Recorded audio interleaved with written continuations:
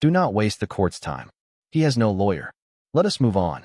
That is what the prosecutor scoffed as they dragged the old man into the courtroom, handcuffed, shoulders slumped, shirt still stained with dried blood.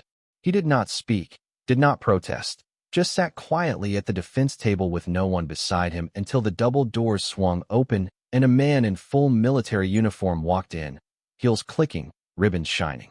He did not look at the judge. He did not speak to the crowd. He simply sat beside the old man and called him, "Sir, if you believe honor should never fade with age, comment, stand with honor below." Franklin Pierce, 76, had once commanded an entire airborne regiment overseas. 30 years ago, his name had appeared in classified mission reports and commendation letters. Now, it appeared only on a court docket for obstruction and resisting arrest outside a city shelter, where he had only tried to defend a homeless woman from being harassed by an overzealous security guard. The local news headlines did not mention his Bronze Star.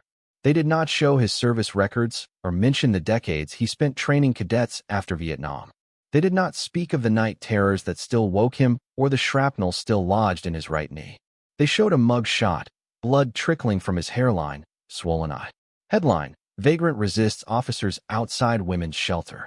The truth: Franklin had stepped between a guard and a frightened woman who had PTSD from domestic violence.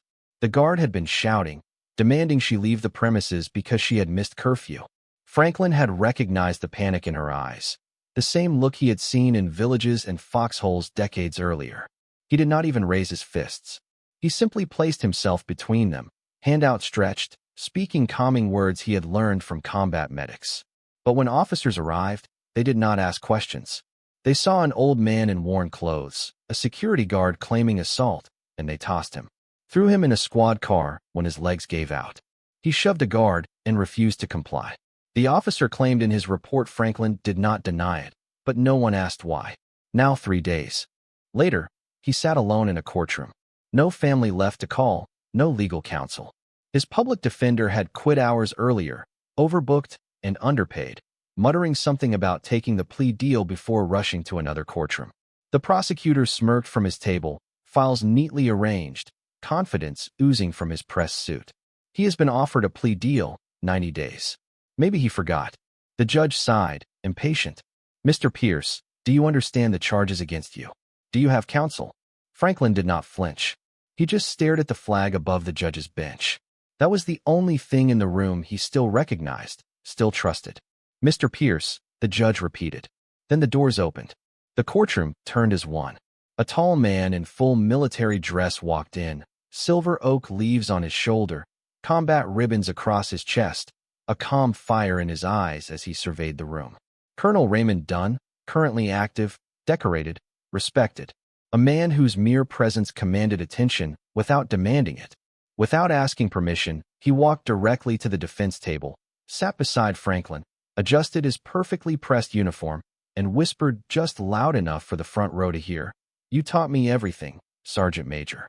"I do not forget." Murmurs spread through the gallery like wildfire. The judge raised an eyebrow, hand frozen mid-note. The prosecutor's smirk faltered for the first time. "Colonel," the judge began finding her voice. "May I ask what you are doing in my courtroom?" "I am representing the man who once saved my life."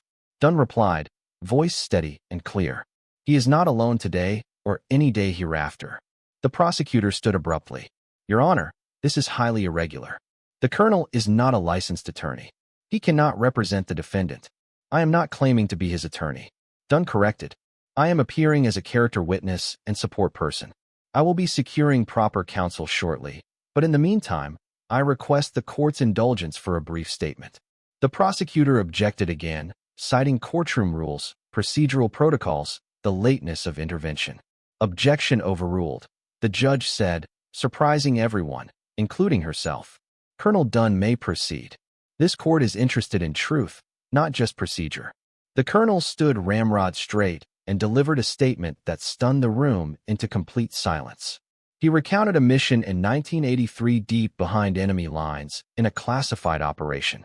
Pierce had led a broken squad of 6 men out of a hostile zone after their communications were compromised and extraction became impossible. He walked 11 miles through jungle terrain, wounded in the leg and shoulder too. carry a young private on his back. That private. The colonel's voice caught slightly. That private was me. Franklin's eyes remained fixed on the table before him, but his shoulders straightened almost imperceptibly. The colonel produced documents from a leather portfolio, a letter from the Department of Defense confirming Franklin's service record, his heroism, and decades of mentorship in the reserves, training young soldiers. This court sees a criminal, the colonel said, his voice rising with controlled passion. But I see the man who shaped generations of soldiers, who taught us not just tactics, but dignity, who showed us how to survive not just war, but peace. Gasps filled the courtroom. Even the jury looked shaken, several shifting uncomfortably in their seats. The judge studied Franklin with new eyes. Mr. Pierce, why did you not tell anyone who you were when you were arrested? Franklin finally spoke, his voice rough from disuse, but unwavering. I did not think it mattered anymore. The colonel shook his head firmly. It always matters. He turned to address the prosecutor directly. The police report is incomplete. The body cam footage was not reviewed. The woman he was protecting was not interviewed. This is not justice. It is expediency. The prosecutor shuffled papers, suddenly defensive. We follow the evidence provided to us. If there are mitigating circumstances, there are, the colonel interrupted. And if you had looked beyond a homeless-looking veteran, you would have found them. The courtroom had transformed. Where minutes before had been routine indifference, now rested uncomfortable awareness. A reporter in the back row was already typing frantically on her phone. A police officer near the door had removed his cap, recognition dawning on his face. Your Honor, the colonel continued, I request this case to be continued for 48 hours while we secure proper counsel and gather evidence that should have been collected days ago. The prosecutor began another objection, but the judge silenced him with a raised hand. Mr. Pierce, she said, leaning forward. Is this true? Were you defending someone? Franklin nodded once. She was having flashbacks. The guard was shouting. I just stepped between. Something changed in the judge's expression, a softening around the eyes. And you never told the officers. They did not ask, Your Honor. He replied simply. They just saw what they expected to see. The colonel placed a hand on Franklin's shoulder. That has been the story of his life since he came home. People see an old man. They do not see the hero underneath. The prosecutor cleared his throat. Your Honor, regardless of his past service, the law, the judge interrupted, is meant to serve justice, not technicalities. Colonel, you have 48 hours. I expect to see evidence, not just sentiment, when we reconvene. As the gavel fell, Franklin turned to the colonel. You did not have to do this, Ray. The colonel's reply carried through the now silent courtroom. You are right. I did not have to. I chose to. Just like you chose to carry me when you could have saved yourself. If you believe the world needs to hear stories like this, subscribe to Steel Hard Stories so no hero is forgotten again. The judge delayed proceedings to verify the colonel's claims. Within an hour, confirmations poured in from military channels, Veterans Affairs officers, and even a brigadier general who called the judge's chambers personally. Franklin Pierce had received 3 commendations for valor, including a Bronze Star with Valor device. He had taught ethics, survival, and leadership to over 2,000 recruits. He had never once requested media attention or special treatment for his service. And perhaps most damning to the prosecution's case, he had an exemplary record of de-escalating conflicts at veterans outreach programs, where he occasionally volunteered. Colonel Dunn did not waste a moment of the 48 hours granted. He assembled a team of 3 attorneys specializing in veterans affairs, obtained the full security footage from the shelter, and located the woman at the center of the incident. When the court reconvened, the gallery was packed. Word had spread. Veterans in uniform lined the back wall, standing silently at parade rest. Reporters filled the left side. Ordinary citizens filled every remaining seat. The police report was re-examined with excruciating detail. The body cam footage, previously overlooked in the filing system, showed Franklin stepping between the woman and the guard, arms extended but not threatening, voice calm, posture defensive rather than aggressive. He intervened non-violently. The colonel emphasized, standing beside the now properly attired Franklin. He was upholding the oath he took in 1966 to protect those who cannot protect themselves. The security guard, when questioned under oath, admitted to shouting at the woman, admitted that Franklin never struck him, only placed himself between them. He just kept saying, She is having a flashback. Give her space. The guard testified reluctantly. I might have overreacted when he would not move. A quiet woman in worn clothes stood from the gallery when called. I am the one he protected, she said, voice barely audible. I was having a panic attack. The lights and the yelling, it triggered memories. He knew what was happening when no one else did. He did not harm anyone. He helped me breathe again. Her testimony sealed it. The courtroom sat in waited silence as the judge studied the documentation before her. She removed her glasses, fixed Franklin with a direct gaze, and spoke. Charges are dropped with prejudice. She paused. Sergeant Major Franklin Pierce, this court apologizes for failing to see who you were, for failing to ask the right questions. Franklin blinked, the only outward sign of emotion. I am just glad someone still sees me. The colonel saluted him, crisp and perfect. They do now, sir. The prosecutor, to his credit, approached Franklin after the gavel fell. I was wrong, he said, simply extending his hand. I should have looked deeper. Franklin shook it without hesitation. We all miss things sometimes. Outside the courtroom, cameras flashed. Franklin looked uncomfortable with the attention, but the colonel kept a steadying hand on his shoulder. You do not have to speak to them, he assured his former commander. But Franklin straightened his borrowed tie and stepped forward. I am not a hero, he told the microphones thrust toward him. I just did what any of us would do. The real story here is not about me. It is about how easily we forget to look beyond the surface. The colonel watched with pride as the man who had taught him strength now taught an entire city humility. That evening, the shelter's director approached Franklin at the small celebration the colonel had arranged. We would like you to train our staff, she said, in recognizing trauma responses and de-escalation. Would you consider it? For the first time that day, Franklin smiled fully. I would be honored.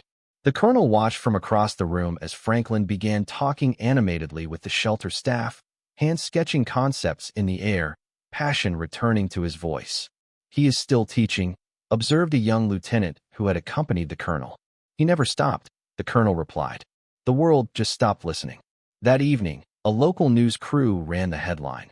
Veteran on trial for helping saved by his former student.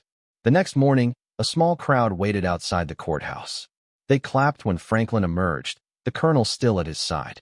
One child approached him, a small flag clutched in his hand. My dad is a soldier too. He says you are a legend.